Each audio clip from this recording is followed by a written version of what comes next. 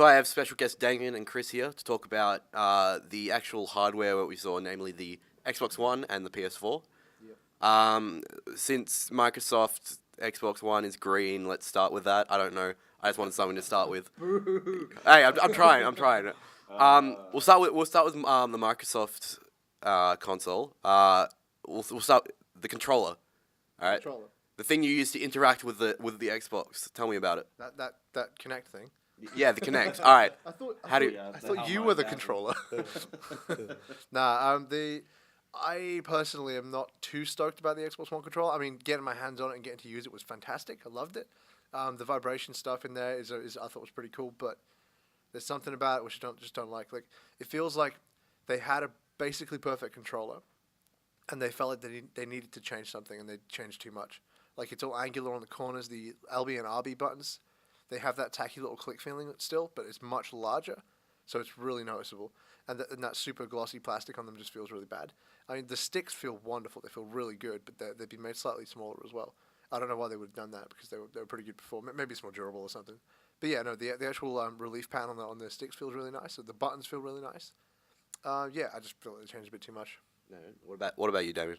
I was a little worried about it when I saw the shots for it after it had been announced because of all the angles on it. It's ugly in person. It's nowhere near as nice as the 360 controller. Not pulling any punches. But I concur with Chris. You know, it still feels pretty good. The sticks being a bit smaller felt a little bit weird as well. I'm not sure if they actually are smaller or whether they've changed something else that makes them feel that way. But I also got the feeling that they might be a little bit harder wearing, which is good because I am on my 5th Xbox controller now, having worn out the sticks on 4 previous ones. That's the price of a 100,000 gamer score. Yeah, and I'm proud of it. So Gloating at Damien. yes, very much so. They had, I think, a series of 6 demos for the Xbox One controller. Basically, they're all based around the vibration, the ones that I did, and it's all based off the triggers. So instead of having the standard larger and smaller vibration in the left and right sides of it, you've now got 2 extra ones higher up. The demos that I liked were the ones with the car starting up. So you hold the right trigger and it starts up. You get the initial small ignition in your trigger, and then it basically travels around the controller, and it feels like much closer to starting a real car. Like, it's not a big deal, and it's not going to change anything or anything like that. It's like a very amazing game designer to actually change games with that, but yeah, just an extra level of immersion. Felt kind of cool. I feel like for such a small edition, they did spend quite a bit of time focusing on it. What do you think, David? I actually didn't get to try out the tech demos. I did play Rise, but I didn't actually notice any implementation of the vibration on the triggers at all. So there's a lot more of that kind of stuff this gen. You can see it already with the Vita as well. They just chuck out a whole bunch of different functions and features of their platforms and let the developers use it if they want, which to me is awesome. Yeah. Not like the Wii. Well, you must have waggle. What do we think of the actual design of the console itself? The more, it's more of a box. It's more angular, more boxy, much like the controller, I believe. Yeah. Anyone would think they knew what they were doing. Yeah.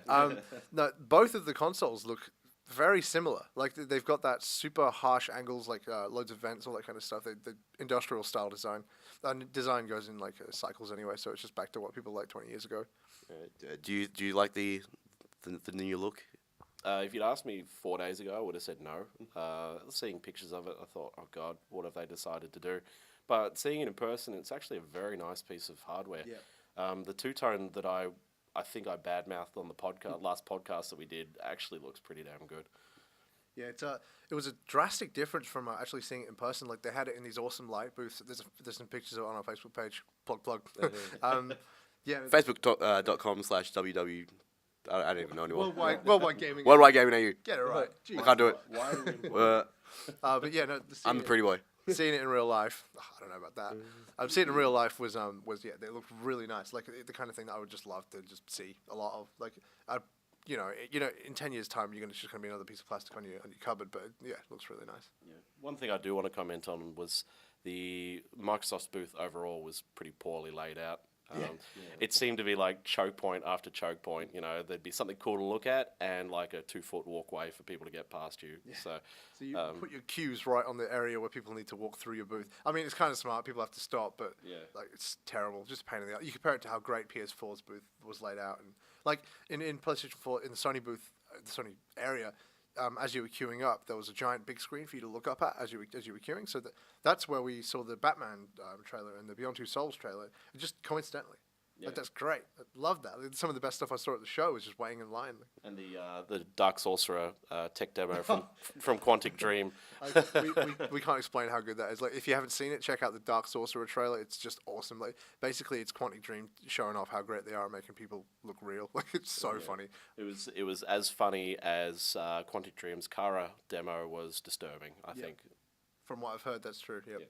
So how about the PS4? So I heard, Chris, you found a joke online that the Xbox One was the bold, and then the PS4 is the italicized font. Yeah. It's more of like some weird like bendy, well not bendy, sorry, like a slanted design. Yeah.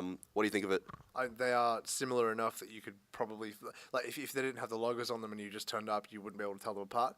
But yeah, no, I love the PS4. It looks really cool. Like when they first revealed it, like during the press conference, he just pulls it out and holds it up, like, yeah, look at this. I was like, oh, what the fuck is that? This is like a Windows logo. But yeah, no, after seeing it in person, like having it right in front of you, playing it with the controller, it just looks great. Like I love the little blue ring of light around it.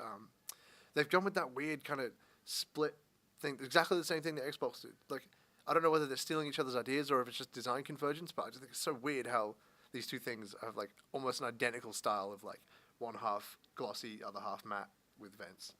Weird. I'm not a big fan of the angular design of the PlayStation 4. Otherwise, I think it's pretty good looking. Also, think it was kind of funny that they sort of held it up at the conference as if, you know, like, behold, your new ruler. The black, what's it called? The monolith. Yeah. Also, the controller, I actually did get quite a bit of hands-on with it. I kind of felt like the analog sticks kind of like hugged your fingers. I don't know what it was. It was some weird little like ridge in between the analog sticks. If this is a profile of the controller, instead of having just a regular like an old PS3 style, it goes up and then down and then back up again. So you've got this kind of like nook for your fingers. Like you can just glance your finger over the top of it and it'll catch it almost every time. Out of that comes many little hands which gently cradle your thumb. It felt like it. I actually quite liked it. Yeah, I'm so happy with the PS4 controller. Like I that was the thing I was probably the most skeptical about as far as next gen was concerned with the PS4 controller. Like with that weird flat top, like I thought it just wasn't going to be comfortable. But then I realized my hands are never at the top. Who cares? It doesn't make a shit of a difference. Like those triggers are amazing. The buttons feel fantastic. The touchpad thing is the only part of it where it falls down, and that's only a small part of it. Like so, the touchpad part on the front of the controller, if you haven't used it or hadn't had a chance to, it actually clicks in. There's a click to it, very similar to the LB and RB buttons on an Xbox controller. And it's also a touchpad, the same as the back of the Vita. So you can swipe. And when we were playing Warframe, they had added in controls. They custom made the controls. It wasn't like a forced thing. Like I actually made a point of asking them that they wanted to use the swipe pad. They didn't. That wasn't a mandatory thing. So you swipe left, right, up, or down, and that'll use a different one of your abilities. So yeah. So what's your actual gripe with it?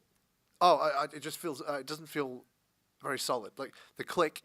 The actual click in is the same problem I have with the LB and R buttons from the Xbox. Right. What about you, Damien? Who would have thought it would take like 4 or 5 iterations of a controller for them to finally change something for the better? Yeah. I was really surprised by the PlayStation 4 controller. I really hate the DualShock. It doesn't sit in your hand properly. It doesn't feel solid. Like it feels if you just sort of twist it, you'll break it. Yeah. And Chris also quite aptly pointed out that you're always aware that you're actually holding something in your hands. Yeah. No, like that's yeah, exactly it. Like you're playing the PlayStation 3 and you always know that it's there because there's these like aggressive like ridges on the back of it. Like Xbox 360, you control it kind of just curves and your hand just sit there. It wasn't quite as good as these newer ones, but I was playing with the PS4 controller and I'm like I'm holding it thinking, oh, I'm playing it. I'm actually using it. I got to really think about it. But I forgot it was there at the time. It was just it's so well designed that you don't realize it's in your hands. I actually played the Warframe demo and I didn't find the touchpad an issue at all. I thought it was pretty good. I found like it was easy enough to click in with one finger, like if you needed to. My main problem with it is the new share button and the options. I don't think they're They're the kind of hard to get to. yeah they're pretty much beside the touchpad as high as they can. They're really hard to just get your thumb, maybe because I have short thumbs. But Stubs. yeah, I found them really hard to get to when not that you might need them during normal play, but just just something. I think that might be because we're not used to using them that high up. Like it wasn't like a difficult to reach thing. It was more like I went to press it and it wasn't where I thought it was going to be. So maybe after a bit of time using it, then it might be a bit easier. Did they show any of their sensor, the No, sensor bar?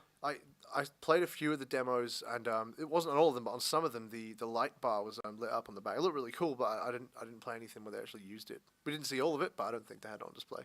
Yeah, that's quite odd to like not do anything. Don't you think? It's not really that surprising, given that they've still got till November before it comes out. Yeah, but you think at the biggest gaming conference in the world where like the most people will be ever watching your product, you do something with it. I don't think you can say Sony did much wrong this conference. They kicked it out of the park. Like they destroyed it. They could also be holding back something to take yet another shot at Microsoft a little later in the year as well. Yeah. Here's our new motion controller, which is revolutionary, unlike the Kinect. Can we just have a second to appreciate how much Sony kicked the shit out of Microsoft in that press conference, and then after the press conference? Yeah. This is how you share a game with PlayStation 4. There it is. There you go. I mean, I love Microsoft, but yeah, Sony definitely won E3, I think. All the way. That's where my vote goes as well. So the 2013 WG award for best conference goes to Sony. Full show. Definitely. All right, there you go. Indisputable proof.